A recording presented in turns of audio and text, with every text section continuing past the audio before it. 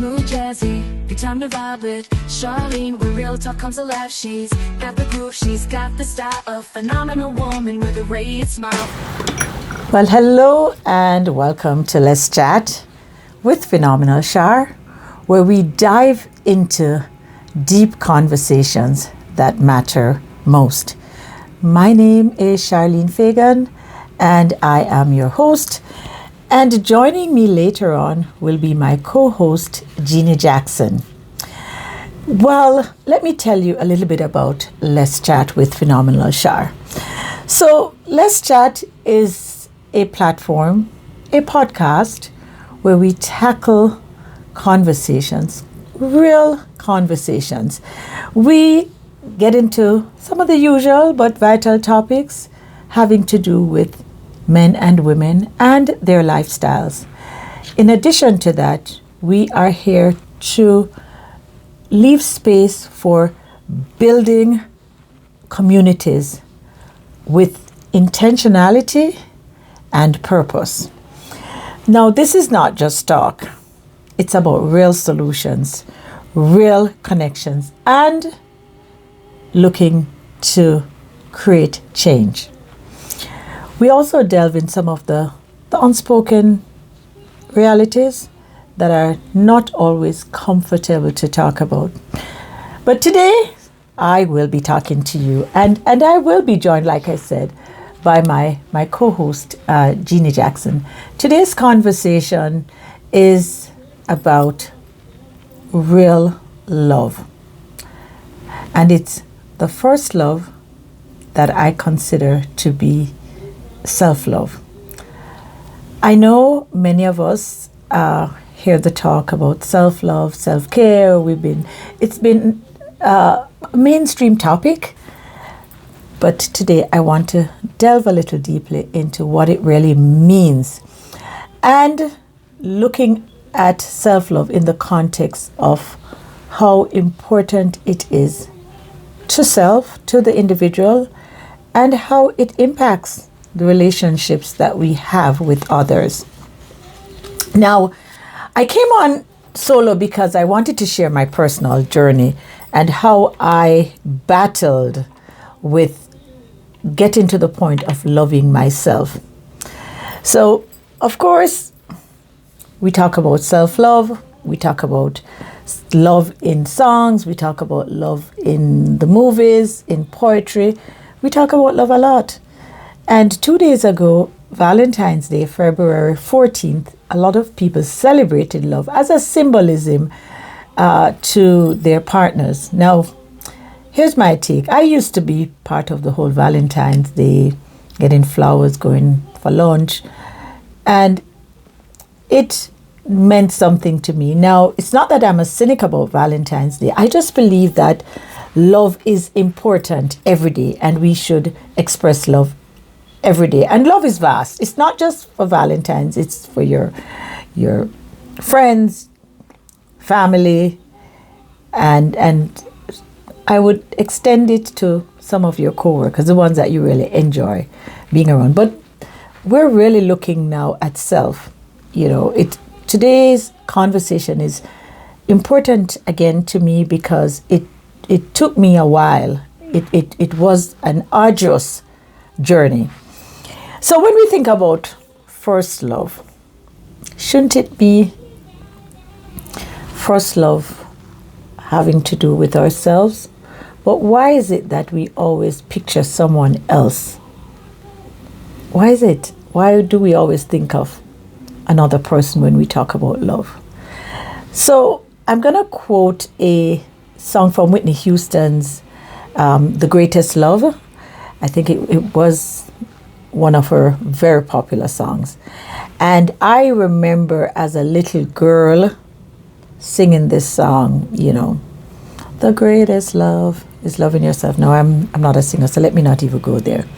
But there is a line from that song that I'm going to quote, and it says, the greatest love of all is easy to achieve. Learning to love yourself is the greatest love of all. Now, to you, my listeners, I'm going to pose this question. How well do you love yourself? And how does it shape your life? You can put the answers in the comment. And I, of course, my guest will answer the question as well as my co-host. So for me, my own personal journey to self-love took a long time. I understood love in the context of giving it to others, to family, friends, partners, but I never truly understand what it meant to love myself. Nobody taught me. I mean, I grew up in a society where love was to be extended to others. Nobody said, love yourself. In fact, if you ever uttered, I love myself, you'd be considered selfish and you would be seen as conceited or extra, as some people would say. So my journey to self-love was a little different. It was challenging. It took patience, reflection, and a willingness to embrace myself fully, something that I had to teach myself to do. I used to believe that love was something I had to earn, that it was dependent on how others see me. I sought validation from the people with whom I had relationships. If I wasn't told I love you by my partner, it would make me feel as if I was not important, I was not special. So I looked for validation and approval from others. But over time I realized that love isn't something that you give. It is something that you cultivate within. And I had to learn the painful process of loving myself. So my marriage unfortunately ended within its 10th year. Now I had a wonderful partner, good provider, husband. He got it right. But life happened and, somehow we lost our way.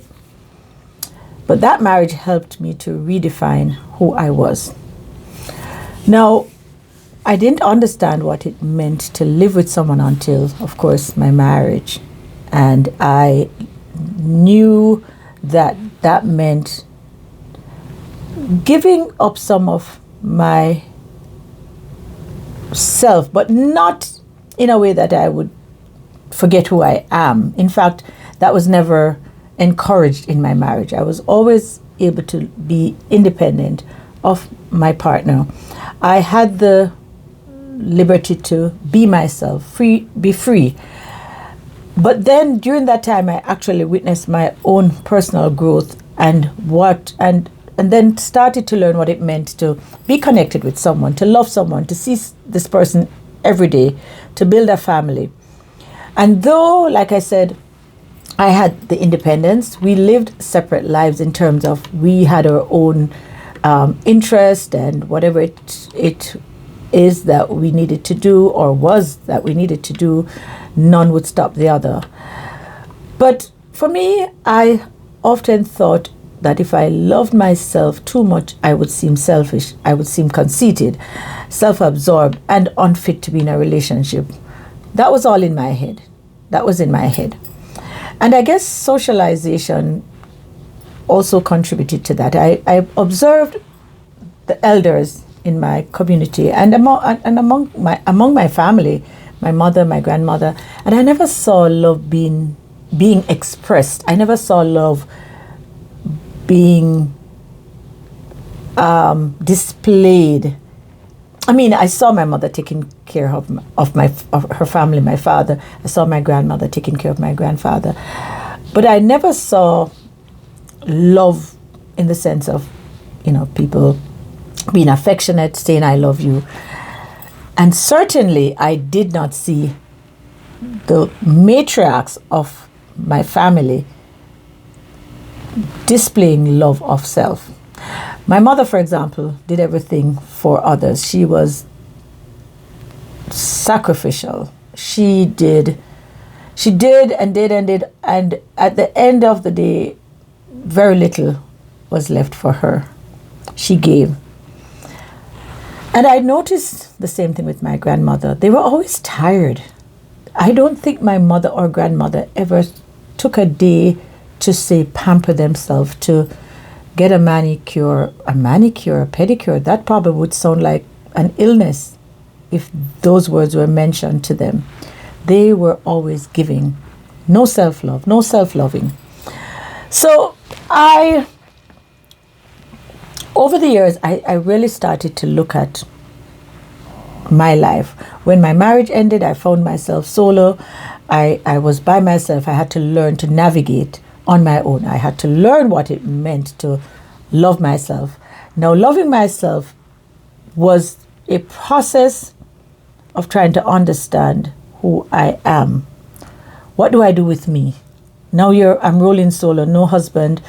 I'm spending a lot of time on my own, by myself, learning, relearning, trying to embark upon this journey of accepting and loving myself the way I loved others, because I'm a very loving person. So of course I love my children, I love my family, and I loved my husband.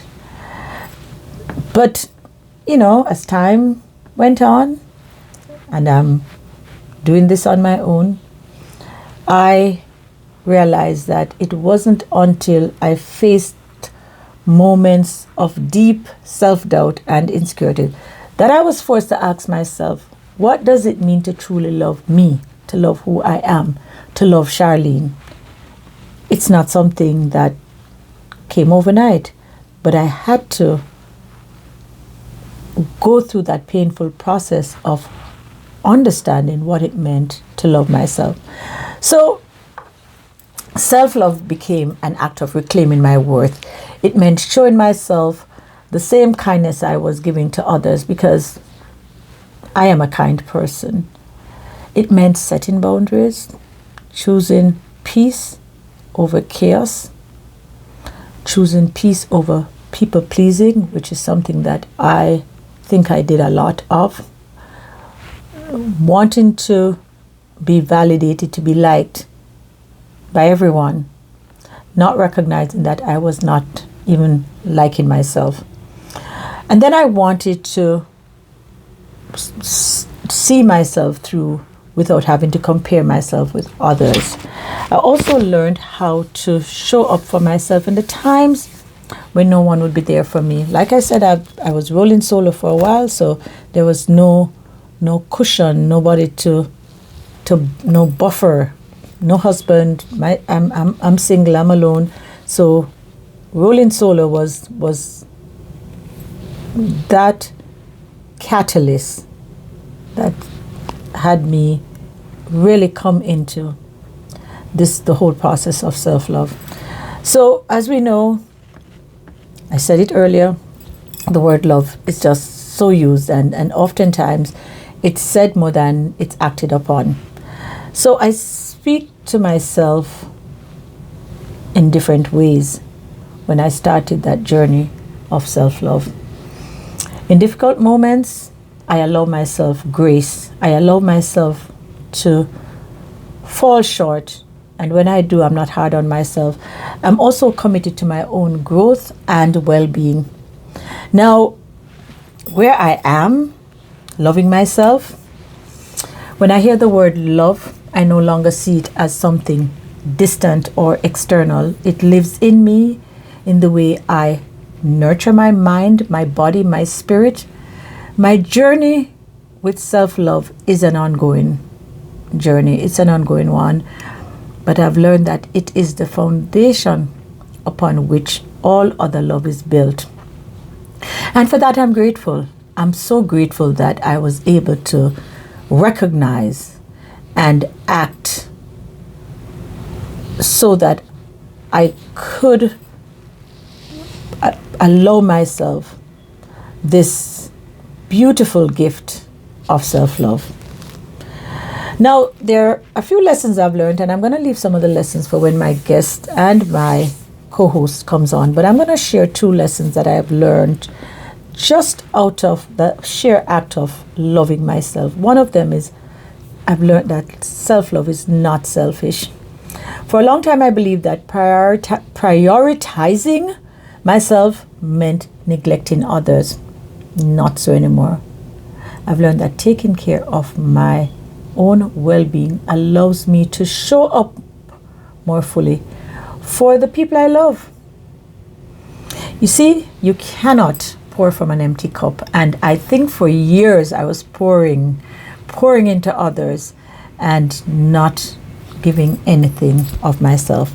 Now the second lesson, and like I said, there are more lessons, but I'm just going to share two, is creating boundaries. And that's a form of self-love. Saying no is not a bad thing. It's not rejection. It is actually protection.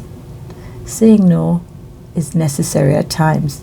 And for those of you who find it difficult to say no because you feel badly because somebody's going to get vexed or somebody's going to feel hurt, it's okay. It's okay to say no. It really is.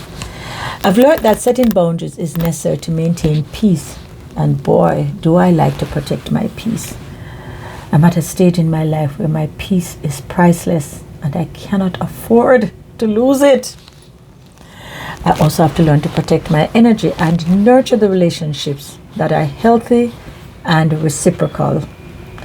I love love, but the love that I've found in loving myself has been the greatest love of all.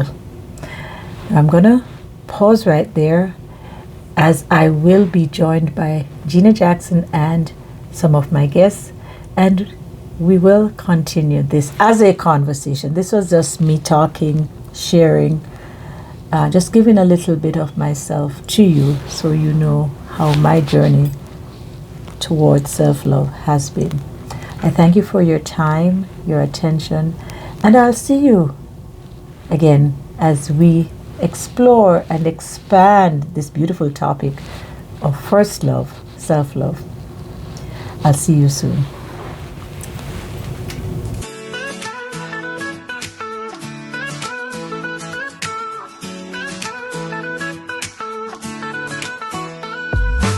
Time's right, let's chat.